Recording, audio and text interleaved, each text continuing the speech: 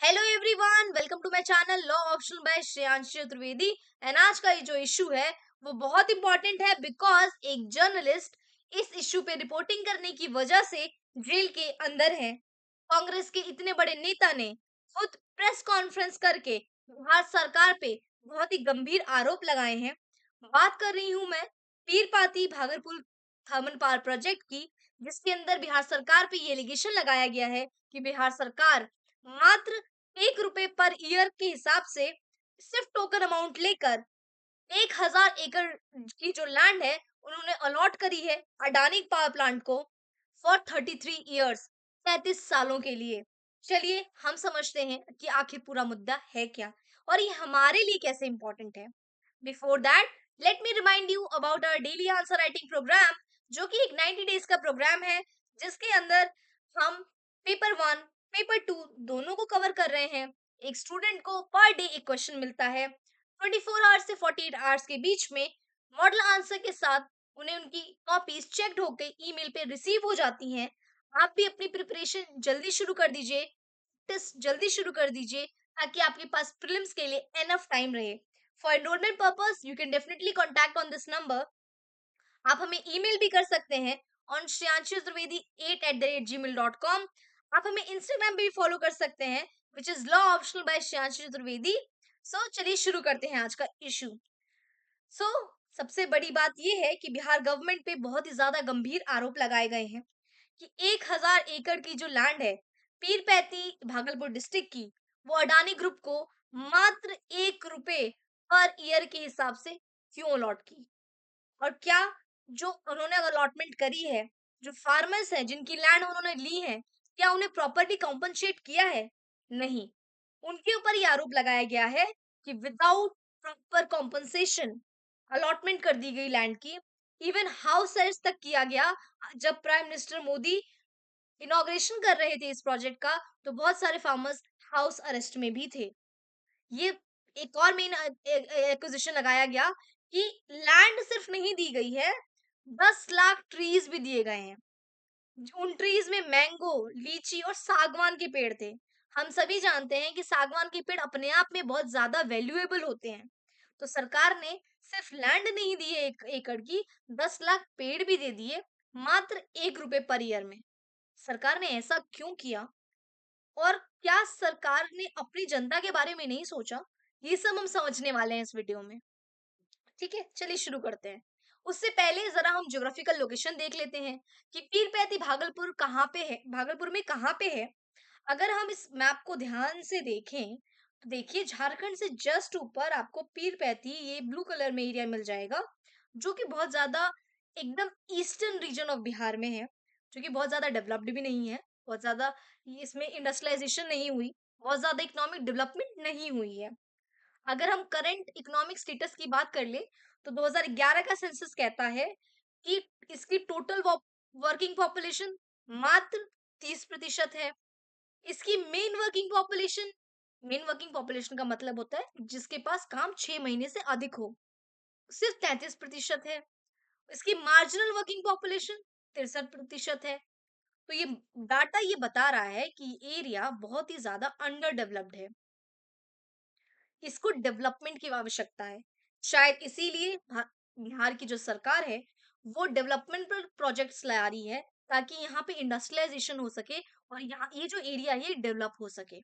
ठीक है, चलिए हम समझते हैं कि कैसे बिट बाय बिट क्या प्रोजेक्ट है और आखिर इससे फायदा क्यों होने वाला है बिहार को और इससे कैसे डेवलपमेंट होने वाली है, क्यों लाया गया।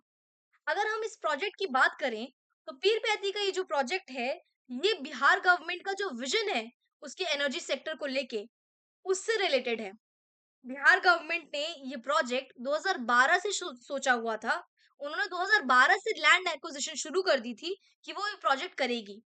अब जाके उन्होंने एक प्राइवेट प्लेयर को इंक्लूड किया है इस प्रोजेक्ट के अंदर कि वो प्राइवेट प्लेयर जो है वो इन्वेस्टमेंट करे और वो इसकी डेवलपमेंट करे, जो कि एक 3 बिलियन का इन्वेस्टमेंट प्लान है। इसकी कैपेसिटी होगी 2400 मेगावाट की, जो कि उस रीजन में सेकेंड लार्जेस्ट होगा। इसके अंदर 3 यूनिट्स एस्टेब्लिश किए जाएंगे जिसके अंदर 800 मेगावाट की पर यूनिट की कैपेसिटी होगी। एस्टिमेट लगाया जा रहा है कि ये 2030 तक कंप्लीट हो जाएगा। इस विजन को बिहार सरकार बहुत पहले से लेके चल रही है। अभी 2025 में बिहार सरकार अपने Bihar industrial investment promotion package के अंदर इस अलॉटमेंट को करती है, टेंडर निकालती है और अडानी पावर लिमिटेड को टेंडर को दे देती है। रीजन, क्योंकि अडानी पावर लिमिटेड ने पावर परचेज अग्रीमेंट किया कि वो 25 सालों तक मात्र 6 रुपए यूनिट के अंदर इलेक्ट्रिसिटी प्रोवाइड करेगी बिहार की इलेक्ट्रिसिटी कॉर्पोरेशन को। अब आप सोच रहे होंगे कि 6 रुपए तो महंगा है, क्योंकि बाकी स्टेट में तो 3, 4 या 5 है। पर इसके अंदर सिर्फ इलेक्ट्रिसिटी जनरेशन सम्मिलित नहीं है। इस अमाउंट के अंदर ट्रांसमिशन, मिटिगेशन कॉस्ट और बाकी सारे इंपॉर्टेंट कॉस्ट भी सम्मिलित हैं। तो ये लॉन्ग रन में बिहार के लिए बहुत ही ज्यादा इंपॉर्टेंट प्रोजेक्ट है, डेवलपमेंटल प्रोजेक्ट है, जिसे हम सिर्फ एक नजरिए से देख रहे हैं। ठीक है, अब समझते हैं कि इसका लॉन्ग टर्म बेनिफिट क्या होगा। अगर मैं टाइम्स ऑफ इंडिया की रिपोर्ट को कोट करूं, जो कि 29 अगस्त की है, इसके अंदर इस आप ये मैंने कटआउट लगाया हुआ है न्यूज़पेपर का, जिसके अंदर ये बोला गया था कि लॉन्ग टर्म एम्प्लॉयमेंट की अगर हम बात करें, कंस्ट्रक्शन फेज के अंदर, जो कि 2030 तक होने वाली है इसकी कंस्ट्रक्शन, कंस्ट्रक्शन फेज के अंदर इस प्रोजेक्ट में 10,000 से 12,000 इंडिविजुअल्स को एम्प्लॉयमेंट मिलेगा, जो कि एक बहुत बड़ा अमाउंट है उस एरिया के लिए जिसकी पर कैपिटा इनकम बहुत ही कम है। Even after construction operational phase में ये 3,000 लोगों को एम्प्लॉयमेंट जनरेट करता रहेगा। और इस जो आपका इंडिविजुअल्स हैं जिनको काम मिलने वाला है, वो सिर्फ एक वन पर्टिकुलर सेक्टर के नहीं होंगे।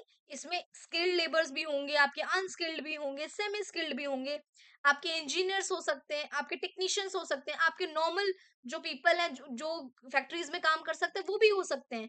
सो it is going to benefit large mass population, बहुत ज्यादा लोगों को इससे बेनिफिट होने वाला है। ठीक है, ये प्रोजेक्ट ऐसे ही सरकार नहीं लेके आई है।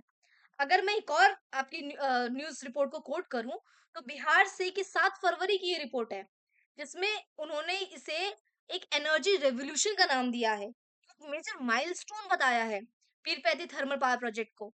जैसे मैंने आपको बताया कि ये उस रीजन का सेकंड लार्जेस्ट प्रोजेक्ट होने वाला है। फर्स्ट आपका कहलगांव प्लांट है, जिसकी जनरेशन कैपेसिटी 2300 मेगावाट की है। And after this Pirpainti thermal power project, जो कि 2400 वाट मेगावाट की कैपेसिटी जनरेट करेगा, एरिया जो है वो सेल्फ सफिशिएंट हो जाएगा।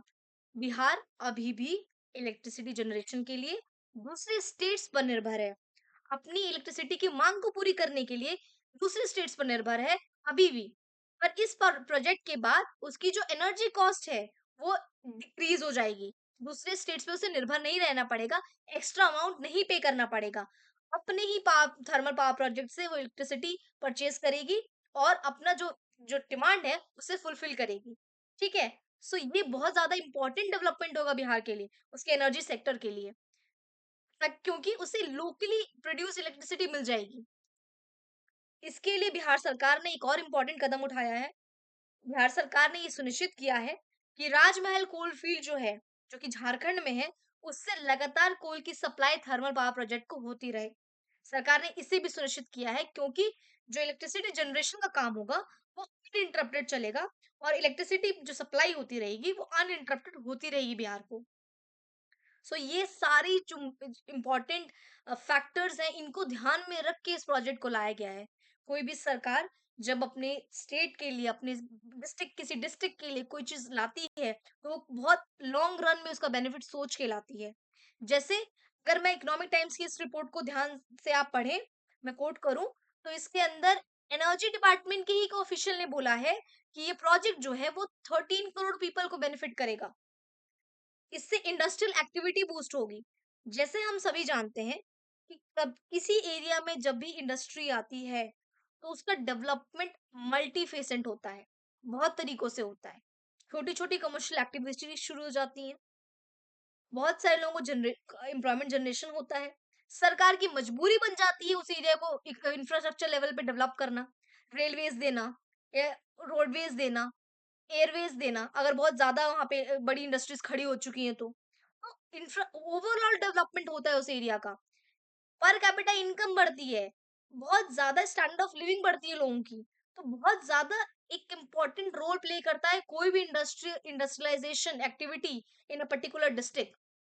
अगर मैं एनर्जी मिनिस्टर के बयान को ही कोट करूं, जो कि इसी रिपोर्ट में दी गई है विजेंद्र प्रसाद यादव के द्वारा, उन्होंने इस रिपोर्ट में कहा था कि ये जो प्रोजेक्ट है वो सीएम नीतीश कुमार का विजनरी एनर्जी पॉलिसी से रिलेटेड प्रोजेक्ट है, कि वो एक विजन लेके चल रहे हैं कि बिहार को वो सेल्फ सफिशिएंट बनाना चाहते हैं एनर्जी सेक्टर में। और इससे ये भी फायदा होगा कि बिहार जो है वो अट्रैक्टिव डेस्टिनेशन बनेगा इन्वेस्टमेंट के लिए। बिकॉज जब भी किसी इंडस्ट्री को अच्छा बेनिफिट मिलता है इन्वेस्टमेंट के बाद, सो बहुत सारी और इंडस्ट्रीज भी है अट्रैक्ट होती हैं कि वो भी इन्वेस्टमेंट करें उस पर्टिकुलर रीजन में, ताकि उसकी डेवलपमेंट हो सके और उन्हें भी बेनिफिट हो सके। ठीक है। तो ये प्रोजेक्ट जो है वो ऐसे ही नहीं लाया गया सरकार के द्वारा, बहुत ज्यादा सोच समझ के, बहुत सारे फैक्टर्स को ध्यान में रख के लाया गया है। अगर मैं सिर्फ कि लोकल एरिया, जो लोकल इकोनॉमी है भागलपुर की, उसको कैसे ये हेल्प करने वाला है उसकी बात करूं, तो जैसे मैंने आपसे बोला था कि इंडस्ट्रियलाइजेशन के साथ साथ आपकी बहुत सारी और चीजें डेवलप होती हैं, आपकी और छोटी छोटी एंसिलरी इंडस्ट्रीज डेवलप होती हैं। ठीक है, बहुत सारे नए स्टार्टअप्स आते हैं, आपके इंजीनियर्स टेक्नीशियंस को बाहर नहीं जाना पड़ेगा, जो बिहार के होंगे उनको काम वहीं मिल जाएगा, बहुत सारी इंप्लॉयमेंट अपॉर्चुनिटीज बढ़ जाएंगी, बहुत सारी छोटी छोटी नई मैन्युफैक्चरिंग यूनिट्स भी स्टैब्लिश होंगी, क्योंकि जो इंडस्ट्री होगी उसकी और ज्यादा डिमांड्स होंगी, जो कि जिसको फुलफिल करने के लिए और इंडस्ट्रीज की जरूरत पड़ेगी। तो ग्रेजुअली, लाइक अ ट्रिकल डाउन इफेक्ट, और सारी इंडस्ट्रीज भी डेवलप होंगी, जो कि ब्रॉडर इकोनॉमिक डेवलपमेंट की ओर इशारा है कि बिहार का ये रीजन अच्छे से डेवलप हो जाएगा ड्यू टू दिस प्रोजेक्ट। ठीक है, ये एस्टिमेट लगाया गया है के द्वारा, एस्टिमेट किया गया है कि भागलपुर की लोकल इकोनॉमी में ये प्रोजेक्ट एनुअली 270 करोड़ का कंट्रीब्यूशन करेगा, जिससे 889 पर कैपिटा इनकम भी बढ़ेगी।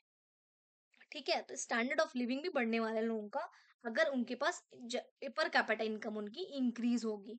सो ये एक ओवरऑल जो है एक बहुत ही ज्यादा इम्पोर्टेंट प्रोजेक्ट है, पर्टिकुलर एरिया को प्रॉपरली डेवलप करने के लिए, मल्टी फेसेड तरीके से डेवलप करने के लिए। Even prime minister Narendra Modi ने इस प्रोजेक्ट के बाद जो है रेलवे स्टेशन को भी रीडेवलप किया है, जो जिसका इनॉग्रेशन करने वो गए थे जब उन्होंने इस प्रोजेक्ट को लॉन्च किया है। सो ये एरिया जो proper eastern region of Bihar है उसकी डेवलपमेंट के लिए ये प्रोजेक्ट है। सिर्फ बिहार ही नहीं, भागलपुर डिस्ट्रिक्ट ही नहीं, ये इंडिया के लिए भी इम्पोर्टेंट है, बिकॉज यहाँ पे ये इंडिया की जो पावर की नीड है, इलेक्ट्रिसिटी जनरेशन की नीड है, उसको फुलफिल करेगा। इंडिया को बाय 2031-32 तक 400 गीगावाट की इलेक्ट्रिसिटी जनरेशन की जरूरत होगी। तो ये प्रोजेक्ट जब ये ऑपरेशनल हो जाएगा, तो ये भारत की जो नीड है उसको फुलफिल करने के लिए भी हेल्प करेगा। ये हमें वहां भी इलेक्ट्रिसिटी प्रोवाइड कराएगा पूरे इंडिया में ग्रेजुअली। तो ये प्रोजेक्ट सिर्फ एक तरीके से हम नहीं देख सकते हैं, it is a part of a bigger vision, not only for the region but for the entire country. तो ये भारत की नीड्स को भी फुलफिल करने वाला है। ठीक है, सो ये बहुत ही ज्यादा इंपॉर्टेंट प्रोजेक्ट है, और आई होप कि इसकी जो भी इश्यूज चल रहे हैं वो जल्दी से जल्दी रिजॉल्व हो जाए, प्रॉपर कॉम्पनसेशन मिल जाए फार्मर्स को, और ये प्रोजेक्ट अच्छे से ऑपरेशन हो जाए, ताकि जो रीजनल डिस्पैरिटी है ईस्टर्न और बाकी रीजन में ऑफ बिहार, और माइग्रेशन कम हो, बिकॉज इस रीजन में माइग्रेशन भी बहुत ज्यादा है because of lack of employment opportunity. So it is going to have a multiple effect, multi dimensional positive impact on this area, especially in the Bhagalpur district. Thank you so much for listening, and you can definitely contact us on this number. आप मुझे email भी कर सकते हैं for any feedback. I'm always ready for it. I'm always welcoming it. And you can definitely follow us on our Instagram handle. Thank you so much everyone. And subscribe जरूर कर लें, because बहुत सारे videos आप miss कर देंगे अगर आपने subscribe नहीं किया होगा तो. Thank you so much.